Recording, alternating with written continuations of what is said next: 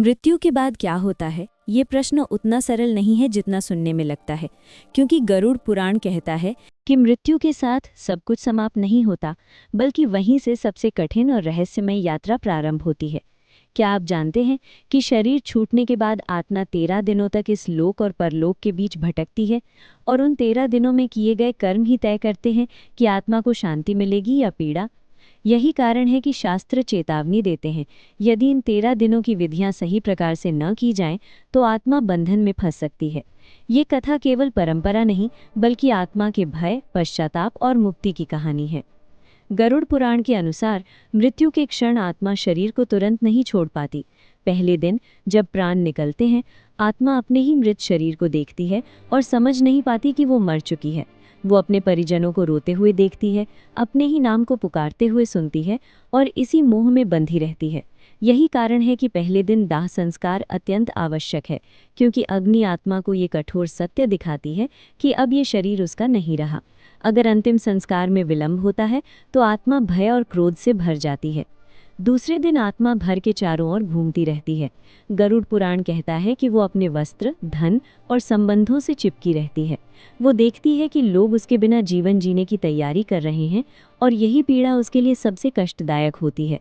इसी कारण इन दिनों घर में शुद्धता, मौन और भजन का विधान है, ताकि आत्मा को मोह त्यागने की शक्ति मिले। तीसरे दिन आत्मा को पहली बार ये आभास होता है कि अब उसे आगे जाना है, लेकिन मार्ग अंधकारमय है। शास्त्र बताते हैं कि यमदूत आत्मा को दिखाई देने लगते हैं और आत्मा भय से कांप उठती है।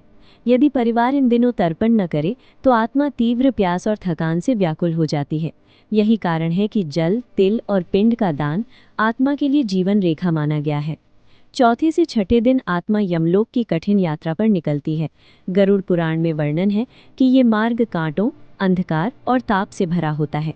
पिंडदान आत्मा के लिए भोजन बनता है, और बिना पिंड के आत्मा भूखी प्यासी भटकती है। शास्त्र स्पष्ट कहते हैं, जो पिंड नहीं पाता वो आत्मा करुण क्रंदन करती है, पर कोई उसकी सुनता नहीं। सातवां दिन आत्मा के लिए निर्णायक मोड़ होता है। इस दिन आत्मा को अपने जीवन के समस्त कर्म दिखाए जाते हैं। जिन कर्मों को उसने जीवन में छिपाया था, वे अब उसके सामने प्रकट होते हैं। गरुड़ पुराण कहता है कि आत्मा स्वयं अपना न्याय करती है। इसी कारण इस दिन दीपदान किया जाता है, ताकि आत्मा अज्ञान के अंधकार से बाहर निकल सके। दान पुण्य आत्मा के बोझ को हल्का करता है। 8वें, 9वें और 10वें दिन आत्मा पितृलोक की सीमा के समीप पहुंचती है।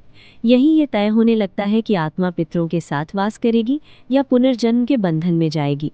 यदि परिवार इन दिनों श्रद्धा से कर्म करता है, तो पितर आत्मा को सहारा देते हैं। गरुड़ पुराण में कहा गया है कि पितरों का आशीर्वाद आत्मा के लिए सबसे बड़ा कवच होता है। 11वें दिन एकादशा संस्कार के समय आत्मा को सूक्ष्म शरीर प्रदान किया जाता है। ये शरीर न स्थूल होता है न स्थायी, लेकिन इसी से आत्मा आगे के लोकों में प्रवेश करती है। यदि ये संस्कार न किया जाए, तो आत्मा अधूरी रह जाती है और भटकती रहती है। 12वें दिन आत्मा पितृलोक के द्वार पर खड़ी होती है। यहाँ उसे अपने वंश का दर्शन होता है। शास्त्र कहते हैं कि जो आत्मा यहाँ पहुँचती है, उसे पहली बार शांति की अनुभूति होती है। श्राद्ध कर्म उसे ये विश्वास दिलाता है कि उसका वंश उसे भूला नहीं है। 13वें दिन आत्मा को अंतिम विदाई दी जाती है। गरुड़ पुराण के अनुसार यही वो दिन है जब आत्मा का भविष्य निश्चित होता है। ब्राह्मण भोज, दान और प्रार्थना आत्मा के लिए द्वार खोलते हैं। इसके बाद आत्मा या तो पितृलोक में स्थिर होती है या नए जन्म की ओर बढ़ती है। गरुड़ पुराण हमें भय दिखाने के लिए नहीं, बल्कि चेतावनी देने के लिए है कि मृत्यु के बाद भी हमारे कर्म और कर्तव्य समाप्त नहीं होते। 13 दिन केवल शोक का समय नहीं, बल्कि आत्मा की सबसे कठिन परीक्षा का काल है। जब हम इन विधियों को श्रद्धा और समझ के साथ करते हैं, तब हम केवल परंपरा नहीं निभाते, हम एक आत्मा को अंधकार से प्रकाश की ओर ले जाते हैं। शायद यही कारण है कि शास्त्र कहते हैं, जीवित के आंसू से नहीं, बल्कि जीवित के धर्म से ही मृत आत्मा को शांति मिलती है।